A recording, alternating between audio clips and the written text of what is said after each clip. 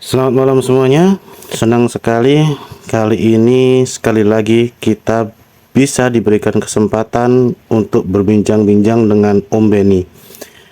Beliau adalah seorang antropolog, arkeolog, dan geolog yang awalnya beliau bekerja di pertambangan untuk menemukan sumber tambang. Lalu beralih profesi, bekerja secara independen bersama timnya, menerima tawaran kontrak untuk mencari artefak atau benda purbakala dan mengungkap misteri yang ada di muka bumi ini. Selamat malam Om Beni, bagaimana kabar, sehat? Selamat malam, alhamdulillah sehat. Oh ya Om, saat ini berusia 64 tahun ya, masih terlihat bugar nih.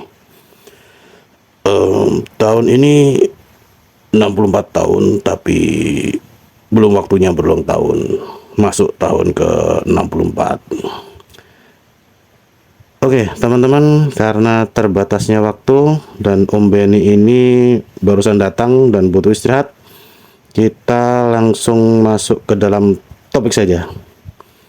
Begini Om, kan sering kali melakukan ekspedisi perjalanan berpetualang baik di darat maupun di lautan. Apakah ada hal-hal aneh apalagi yang bisa diceritakan?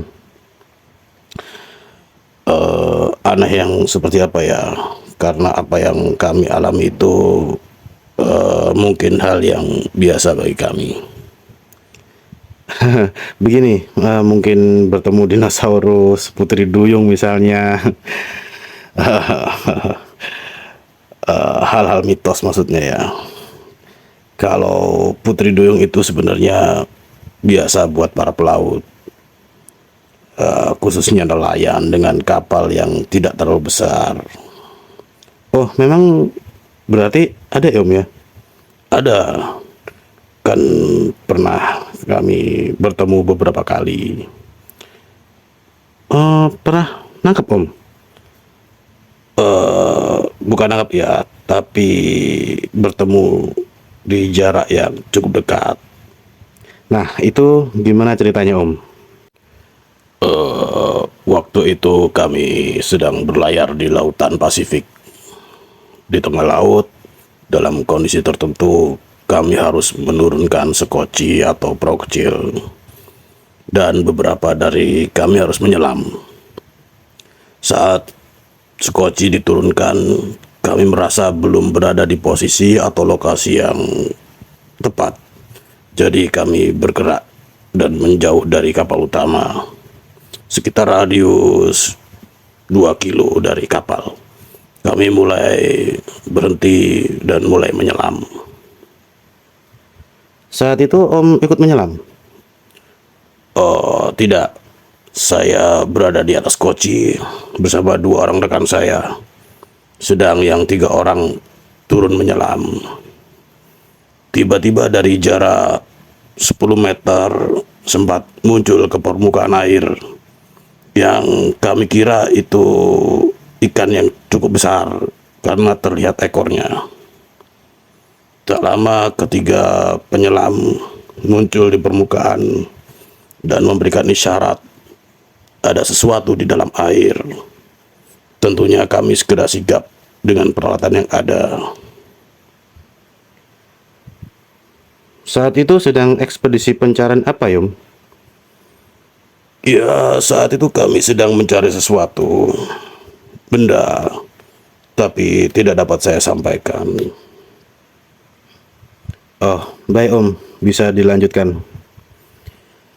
Lalu maksud itu menampakkan diri, mengapung setengah badan di atas air, hanya 2-3 meter dari kami, ya, dari perahu ya. Kami tidak terlalu terkejut karena kami sudah pernah melihat makhluk ini di lautan sebelumnya, tapi tidak dalam jarak yang sedekat itu. Kami juga pernah diberitahukan bahwa makhluk ini tidak berbahaya. Lalu saya mencoba mengulurkan tangan, Dan ternyata makhluk ini memang cukup bersahabat. Dia mendekat dan melompat-lompat dengan bersuara seperti jeritan, seperti tertawa riang.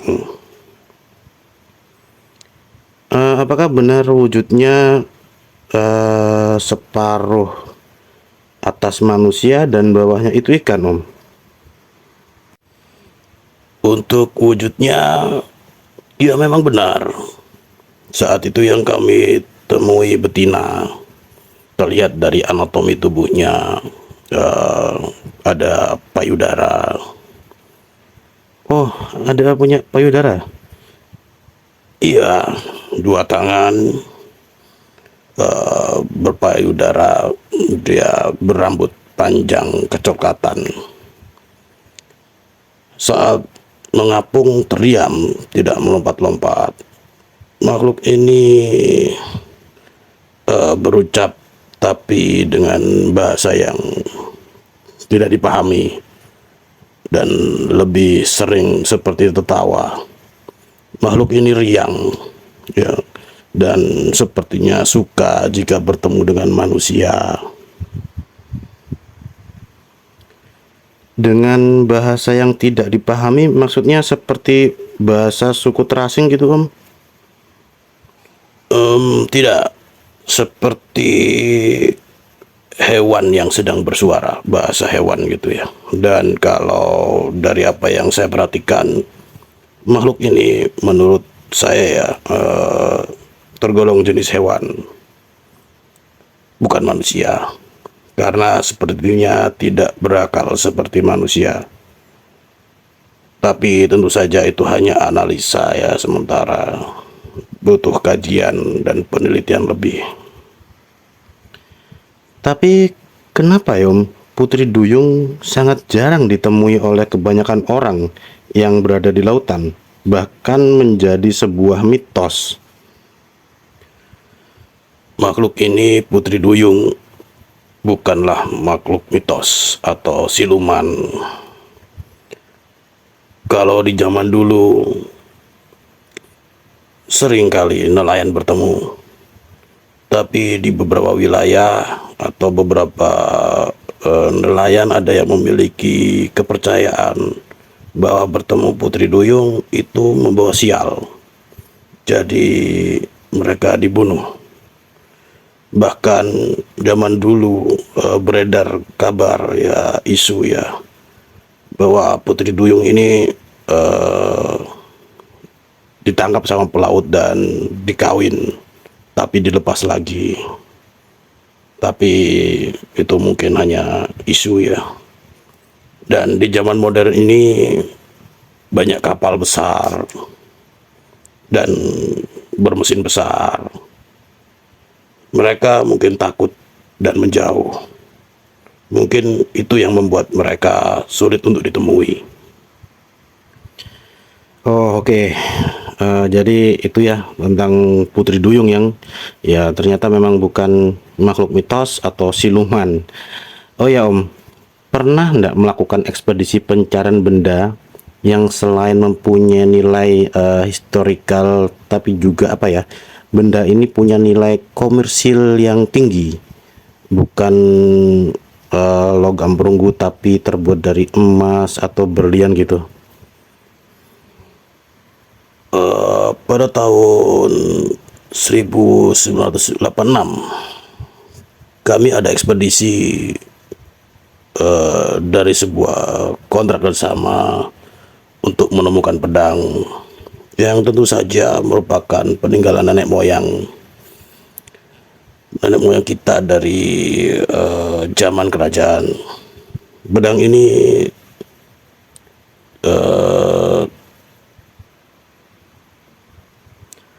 Pedang ini tidak diinformasikan memiliki kelebihan atau bertuah, tapi yang jelas pemiliknya seorang bangsawan. Dan dari data yang diberikan kepada kami diberikan sketsa gambar sebuah pedang yang panjangnya diperkirakan 1,5 meter, terbuat dari emas atau berlapis emas dan bertaburan berlian. Kami meyakini pedang tersebut bukan difungsikan untuk berperang atau bertarung, tapi sebagai lambang kebesaran yang dipakai di saat tertentu ya. Tapi kami menolak tawaran kerjasama tersebut karena yang mengontrak kami adalah pihak swasta asing. Baru pada tahun 1987, setahun kemudian, kami mendapat tawaran kontrak yang sama dari seorang pengusaha dari Indonesia, dan kami menerima. Lokasi pencarian di wilayah Aceh. Konon pedang tersebut berada di sebuah hutan. Tentu saja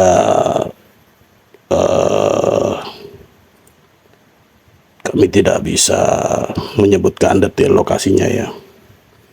Tapi pada tahun itu tidak mudah bagi kami untuk masuk ke wilayah Aceh, apalagi masuk ke dalam hutan, karena wilayah konflik di sana ya. Kami harus menunggu 1,5 bulan agar bisa mulai masuk ke dalam hutan. Tentu saja dibantu 2 orang penduduk lokal.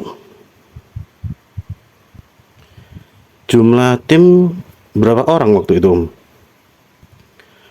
Kami berempat, ditambah 2 orang penduduk lokal, jadi berenam.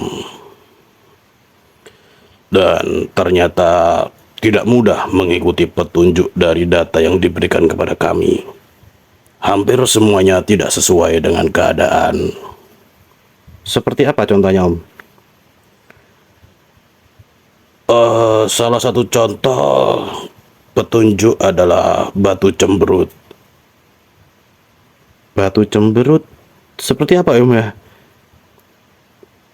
Sebuah batu yang berukuran cukup besar, dan jika dilihat dari sisi timur akan tampak seperti wajah yang cemberut. Tapi kami tidak menemukannya, dan banyak petunjuk lainnya yang tidak berhasil kami temukan. Tapi kami tetap berusaha dalam pencarian dengan petunjuk pendukung lainnya. Saat perjalanan di hutan, apa ada kejadian hal-hal yang aneh, Om? Saat berada di hutan, ada perasaan kami sedang diawasi, seperti ada sesuatu di pepohonan. Siang atau malam itu, Om? Siang hari. Dan di hutan tentu saja banyak suara-suara hewan ya. Entah itu tupai, burung, monyet, atau hewan lainnya. Tapi ada satu rekan saya yang saat itu lebih senior sebenarnya. Beliau sangat peka dan paham bahwa ada suara-suara yang berirama, yang saut menyautnya itu seperti buatan. Suara buatan, suara manusia maksudnya, Om? Iya, manusia. Dan saya dan seorang rekan sempat melihat ada yang turun dari pohon, tapi dari balik pohon terlihat sedikit sisa badannya, cepat sekali turun dan menghilang di antara semak-semak dan pohon-pohon. Awalnya kami kira itu kera, tapi kami tetap harus waspada. Dan saat kami beristirahat, saat kami duduk sekitar 15 menit, sungguh kami sangat terkejut. Ada 3 manusia berbadan cukup gempal, berisilah, berwajah dewasa, dengan wajah yang khas, persegi ya, dengan kulit yang tidak gelap, coklat muda cerah, berhidung pesek dengan alis yang tebal. Tinggi mereka tidak lebih dari 1 meter. Dua orang berambut panjang tebal ya, agak gimbal, dan satu orang berambut lebih pendek. Kami terkejut dengan kehadiran mereka yang entah sudah berapa lama mereka mengawasi kami. Manusia kerdil, Om. Tidak lebih dari 1 meter. Hobbit mereka itu, Om ya? Iya, tingginya tidak lebih dari 1 meter. Dan kami tidak menyadari mereka bertiga berdiri mematung, menatap kami di antara semak-semak. Kami lalu menyadari mereka ini mungkin suku Mante. Kami pernah mendengar sebelumnya. Dan kami juga terdiam waktu itu. Tapi kami juga tidak ada kekhawatiran, karena kami melihat mereka tidak membawa senjata apapun. Salah satu dari mereka hanya sebuah tali menyelimpang di badan, seperti terbuat rajutan dari bahan tanaman yang dikeringkan. Ketika kami mulai mencoba berkomunikasi, mereka tetap terdiam, bengong ya, tanpa ekspresi. Lalu dua orang dari mereka seperti bercakap-cakap dengan bahasa atau kalimat yang patah-patah yang kami tidak mengerti. Lalu salah seorang dari mereka menghentak-hentakkan kakinya dan membuat gerakan tangan agar kami pergi atau kembali. Beberapa detik kemudian, mereka tiba-tiba berlari, dan sangat-sangat luar biasa ya menurut kami. Mereka punya kecepatan lari yang sangat kencang, dengan kemampuan berkamuflase ya. Dalam sekejap, mereka sudah tidak tahu di mana, hilang begitu saja. Lalu kami melanjutkan perjalanan lebih jauh hingga waktu menjelang sore. Dan sebuah petunjuk tampak oleh kami seperti petunjuk yang ada dalam data kami. Tapi saat itulah kami harus terpaksa menghentikan pencarian. Kenapa, Om? Sebuah kejadian yang sangat mengerikan. Di antara rimbunnya pepohonan, tiba-tiba di hadapan kami muncul seekor ular yang sangat besar sekali. Ular? Sebesar apa ya, Om? Kan hewan semacam ular besar juga sudah biasa kan, Om, ditemui. Ya, tapi ini di luar nalar. Ular itu kalau diperkirakan diameter tubuhnya mungkin 7 meter. Hah? Lingkar badannya 7 meter, Om ya? Terus panjangnya seberapa, Om? Panjangnya kami tidak tahu pastinya, karena kami hanya fokus dengan kepalanya. Saat ular itu berada di depan kami, dari jarak yang cukup dekat sebenarnya, sekitar 30 meter saja. Saat ular itu mengangkat kepala, kami tidak habis pikir lagi. Kami harus menyelamatkan diri. Terpaksa berlari sekencang-kencangnya. Apakah ular itu mengejar, Om? Tidak. Jika ular itu mengejar, pasti kami sudah tamat. Tapi ular itu tidak mengejar. Dan saat berlari, kami tidak berani menoleh ke belakang. Dan saat kami sudah sangat kelelahan dan menoleh, ternyata ular itu tidak ada dalam pandangan kami. Dan untungnya juga kami tidak terpisah. Wah, menarik sekali nih. Jadi masih ada ular sebesar itu ya ya? Saya tidak paham apa yang kami lihat, sungguh sangat nyata. Tapi dua rekan kami penduduk lokal mengatakan itu bukan hewan asli, tapi penunggu di situ. Oh, jadi mistis berarti ya ya? Bagi saya itu sangat nyata, dan kejadian begitu cepat. Jadi tidak bisa menganalisa apakah itu ular beneran atau jadi-jadian. Wah, serem banget sih. Oh ya Om, boleh nanya tentang hal lain? Boleh, silakan, selama masih dalam koridor batasan-batasan yang telah kita sepakati ya. Oke Om. Begini tentang tembok Zulkarnain.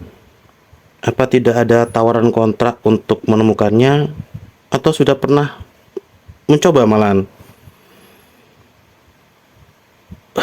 Tembok Zulkarnain, mau dicari di mana itu? Tidak, tidak ada tawaran untuk sana selama ini. Jika ada tawaran, apakah Om mau? Sepertinya tidak. Dengan nilai kontrak yang sangat tinggi sekalipun. Tidak semuanya tentang uang, Mas. Itu semua juga tergantung dengan apa yang kita yakini secara keilmuan. Om berarti tidak percaya tembok itu ada? Percaya, sangat percaya. Terus gimana Om? Begini, saya lebih berpihak pada teori bahwa tembok itu berupa lapisan yang melindungi bumi di atas sana. Di atas sana di angkasa, lapisan seperti ozon Om? Wow. Bentar, ini melindungi bumi dari serangan apa nih Om ya? UFO? Bukannya Ya'juj dan Ma'juj itu terus Zulkarnain bikin apa di bumi Om?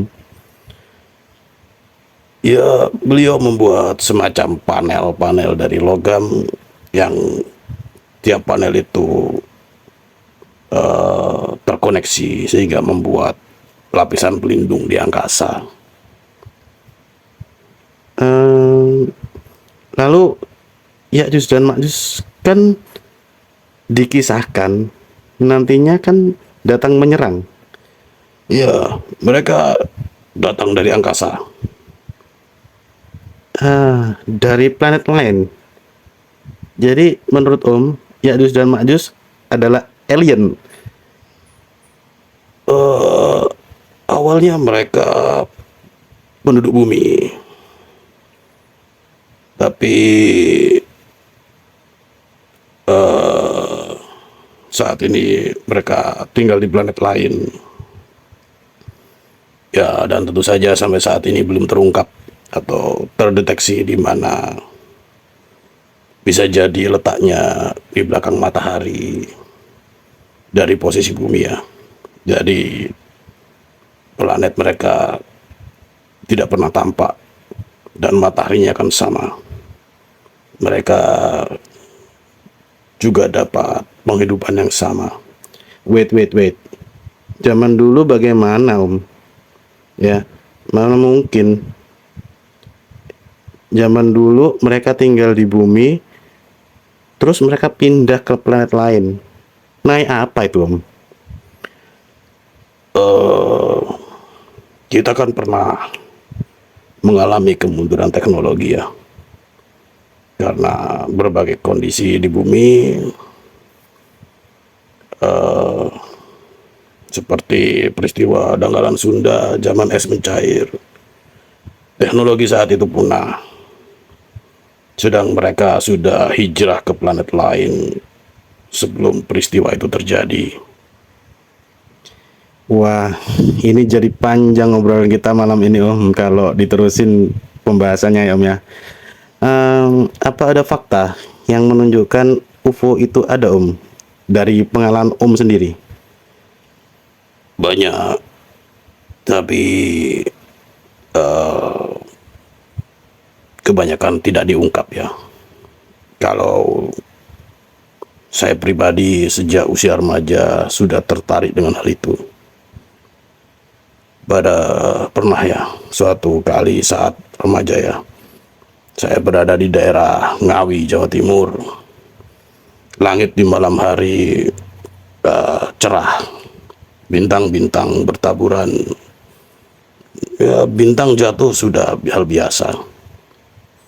Suatu ketika saya memandang langit, melihat bintang-bintang, dan saya berdoa, jika memang ada itu UFO, mohon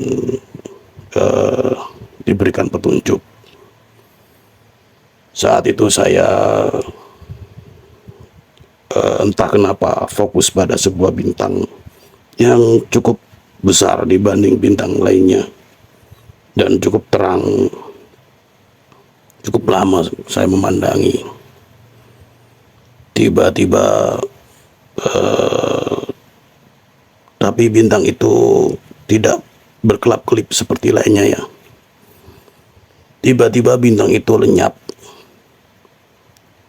dan muncul sekejap, bergeser ke kiri, berpindah. Saya sempat terkejut. Apa saya salah lihat? Lalu saya makin fokus menatapnya. Kemudian terjadi lagi, menghilang dan pindah lebih ke kiri lagi. Lalu terjadi lagi, pindah makin ke kiri. Sedangkan bintang lainnya tidak bergerak. Lalu tiba-tiba bintang itu lenyap, hilang begitu saja. Hal itu terus saya bahas cukup lama, bertahun-tahun, dan jawaban yang saya dapatkan ya cuma mungkin itu fenomena alam biasa. Tapi jujur, saya meyakini itu bukan bintang, tapi sebuah benda yang berukuran besar. Ya mungkin pesawat luar angkasa. Ini menarik sekali ya Om ya. Pasti ada kisah lebih lanjut yang bisa kita bahas tentang UFO atau alien ya Om ya. Ya tentu saja. Tapi sepertinya ini sudah terlalu larut malam dan Om Benny tentunya butuh istirahat. Jadi obrolan kita akan kita tutup dulu sementara ini. Oke teman-teman pendengar setia, kami akan kembali lagi ngobrol sama Om Benny. Akan kita jadwalkan besok malam ya Om ya, karena kita masih ada waktu 3 hari bertemu dengan Om Benny. Oke semuanya, terima kasih. Jangan lupa subscribe, karena sungguh obrolan dengan Om Benny ini sangat luar biasa dan membuka wawasan. Dan jangan lupa sarankan untuk menonton dan subscribe kepada teman-teman lainnya, keluarga, tetangga, siapapun, atau siapa saja yang dikenal. Oke, selamat malam semuanya. Terima kasih.